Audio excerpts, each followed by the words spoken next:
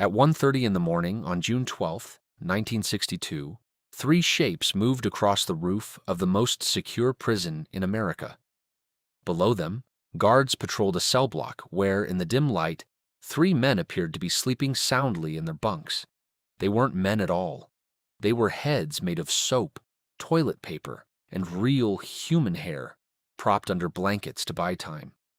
By the time anyone realized the beds were empty, Frank Morris and brothers John and Clarence Anglin were already gone. I went looking into how this actually happened, expecting a fairly simple manhunt story with an ending. What I found was a plan detailed enough to sound impossible, and a mystery that, more than 60 years later, still doesn't have a confirmed ending at all. Alcatraz sat on a rock island in the middle of San Francisco Bay, built specifically to hold the prisoners. Other federal facilities couldn't. Cold water, fast currents, and roughly 1.25 miles of open bay separated it from the mainland, and the prison's reputation rested almost entirely on the assumption that nobody could survive that swim. That reputation had already been tested once, violently. In 1946, a group of inmates seized weapons and attempted to fight their way off the island in a standoff that came to be known afterward as the Battle of Alcatraz. It lasted more than 2 days, killed 2 guards and 3 of the inmates involved, and ultimately required Marines to be brought in with explosives to end it. By the time Morris and the Anglins began plotting 16 years later, the staff had every reason to believe they'd already seen the worst a prisoner could attempt, and that nothing quieter could work where brute force had failed. Frank Morris arrived in January 1960, already a repeat escape artist with a long record of bank robbery and burglary. He'd met John and Clarence Anglin years earlier during an earlier stretch in an Atlanta penitentiary, where the brothers had their own history of failed escape attempts. By 1961, all 3 were on Alcatraz, placed in adjoining cells. A 4th inmate, Alan West, worked alongside them from a nearby cell, though he would ultimately be left behind. The plan took roughly 6 months to build. Working at night behind the cover of accordion music from a prison-approved instrument, the men used stolen spoons, sharpened and reinforced, to dig through the aging concrete around the ventilation grates at the back of their cells. Behind that wall sat an unguarded utility corridor.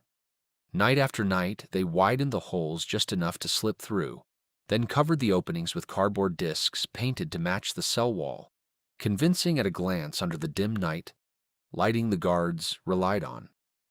Inside the corridor, they built a workshop nobody knew existed, using scraps of soap, toilet paper, and concrete dust to bind them together.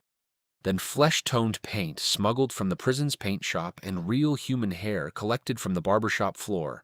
They built lifelike dummy heads to leave in their beds. They also stole more than 50 raincoats from fellow inmates and staff, which they stitched and vulcanized into a makeshift raft, and life preservers using a converted concertina as a bellows.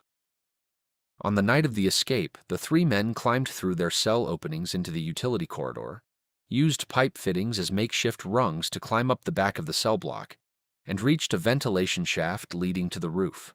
From there, they crossed the roof line and used an exterior pipe to slide roughly 50 feet down the side of the building.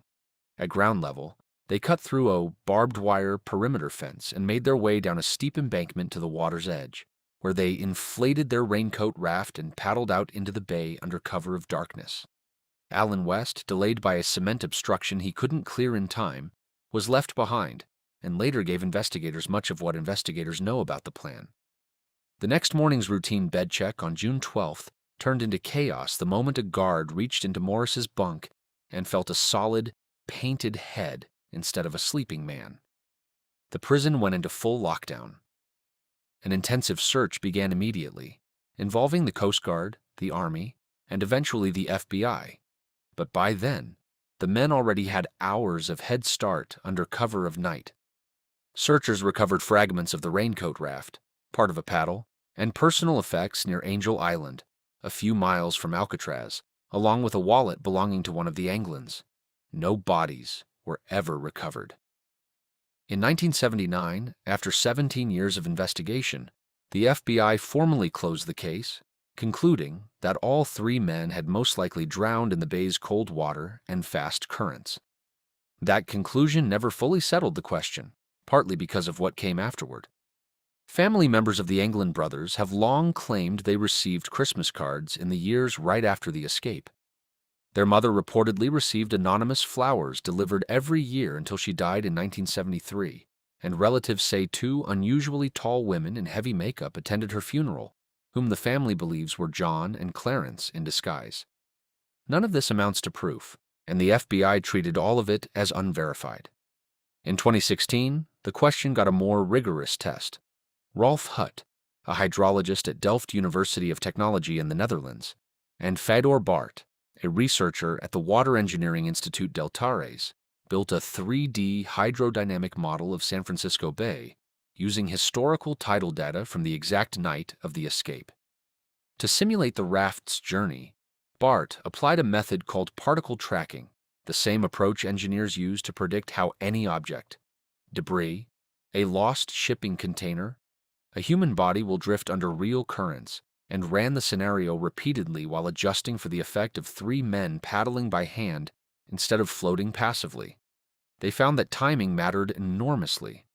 A raft entering the water within a narrow window around midnight, paddling north rather than straight across, had a real chance of reaching land near the Marin headlands rather than being swept out through the Golden Gate into the open ocean. Hutt described the outcome as genuinely plausible, a conclusion that shifted the story from folklore towards something closer to physics. Then, in 2013, a letter arrived at a San Francisco police station, though it wouldn't become public until 2018. It was allegedly written by John Anglin, then claiming to be 83 years old and in poor health. The letter stated that all three men had survived that night, though barely, that Clarence had died in 2011 and Morris in 2008, and that the writer would be willing to turn himself in exchange for limited prison time and medical treatment. The FBI tested it for fingerprints, DNA, and handwriting patterns. The results came back inconclusive, neither confirming nor ruling out that Anglin himself had written it. A separate piece of evidence has circulated since 1992, when a family friend came forward with a photograph, reportedly taken in Brazil in 1975, showing two men the Anglin family immediately recognized as John and Clarence. In 2020, an advertising agency and a facial recognition company ran the photo through matching software as part of a public campaign built around the mystery, reporting a strong likeness to the brothers. It's worth being direct about what that is and isn't. It wasn't an independent forensic investigation commissioned by law enforcement.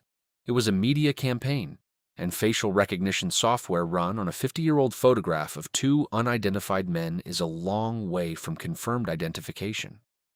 The photo remains genuinely unresolved, neither authenticated nor disproven. The case, technically, has never actually closed. When the FBI stepped back in 1979, the U.S. Marshal Service inherited it and kept it formally open, the way it remains today.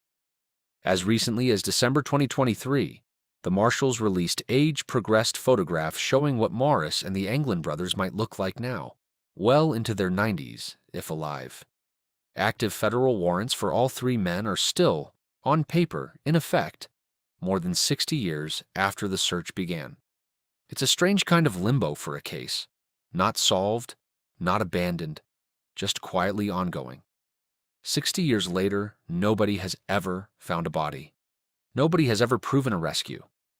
The case sits exactly where it did the morning that guard reached into an empty bunk, and the warrants are still active because the FBI never actually closed the door on the one thing that would end this story for good.